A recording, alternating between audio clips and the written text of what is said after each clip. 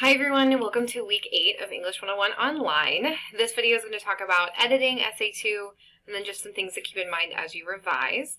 I do apologize, my computer is having some issues with my webcam and I unfortunately just have voiceover for this video, but we'll try and keep it short and sweet. So just keep in mind a couple assignments we've got this week. Blog post number 2 is due Friday. Remember, this is just an opportunity for you to step away, maybe do a little more creative writing than our essays, and be sure that you rate, give a 5-star rating to 2 essays that you think are deserving of extra credit. And then your final draft of Essay 2 is going to be due between Saturday and Monday. Be sure that you've checked my inline feedback and then feedback from classmates on our peer review before you turn in your final draft. If you haven't completed the peer review, please go ahead and do that as soon as possible. So this week I want you guys to focus on editing Essay 2. So specifically, the things I noticed in Essay 2 most often are issues with topic sentences, vague wording, and then also using I language too often. Since we're doing an analysis, as much as you can, try and put your ideas in third person. This isn't as personal as our first essay. It's not that you can't incorporate your own ideas or your own experience, but you want to kind of balance that with the critical lens that you're applying to the essay. So let's look at each of these in turn. The first thing to keep in mind is topic sentences. So these are the first sentence in each paragraph of your essay. And you'll see in this picture here, these are highlighted, that first sentence. This helps your reader stay on track. So when I skim through your essay, I should be able to read that first sentence of each paragraph and clearly understand your main ideas. So while you're editing this week, I would underline or highlight your topic sentences and make sure that if you read just those, that you have a clear idea of what your essay is talking about. Remember, one idea, one paragraph. If you're starting another idea in the same paragraph, you need to separate it out.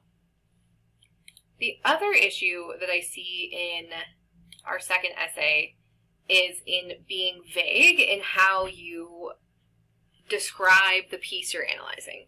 So when you use words like good, bad, interesting, big, says, talks about, or ideas like something, everything, no one, nothing, never, always, these are essentially not really giving much meaning to what you're saying, particularly the word thing.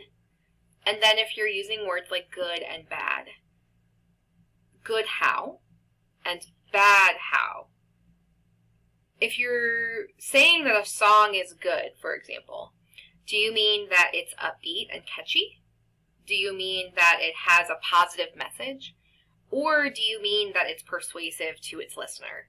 Those are really 3 different ideas that all could be communicated by the word good. So as you're editing, I want you to notice any general words that you're using and any vague words. Anytime that you're using anything or nothing, remember that there are always exceptions. There are always exceptions to the rule. So if you say that no one can appreciate the message in this song, that's not necessarily true. Make sure that you're not overstating your argument. And then a final note, sometimes contractions like can't, won't, shouldn't can make your writing seem informal. So consider spelling those contractions out. This is really just a stylistic thing, but it's good to keep in mind. Finally, let's talk about the use of I. I has a place in all writing. I language is very useful if it's necessary to the situation you're using it for. However, sometimes we use things like qualifiers, saying I think, I feel, I believe, in my opinion, and these just kind of weaken what you're actually trying to say. They don't really add to what you're saying. They only say, I think this, but you don't have to. And you want to remove these in an effort to make your writing clearer and more assertive. So let's look at an example. This is pulled from the draft example I shared with you all about Morgan Wallen's song, The Dream. So this is just a paragraph, and we're going to go through and see if we can't edit this a little bit and make it a little clearer and a little more assertive. So take a minute, pause the video, and read through the paragraph, and then I'll walk you through the things I noticed. Okay. So now that you've taken a second to read through the paragraph, a couple things that I noticed that maybe you did as well. First thing I mentioned was that you want to think about topic sentences. So I look at the first sentence here. Within the song, there are many details that outline the events that have changed Morgan Wallen's life. That is a complete sentence. here, the student has actually made a comma splice by adding another sentence to it with a comma. So I would encourage the student to put a period after the word life and capitalize the word one here. Other things I noticed, they used words like many a couple times. Many was there, and then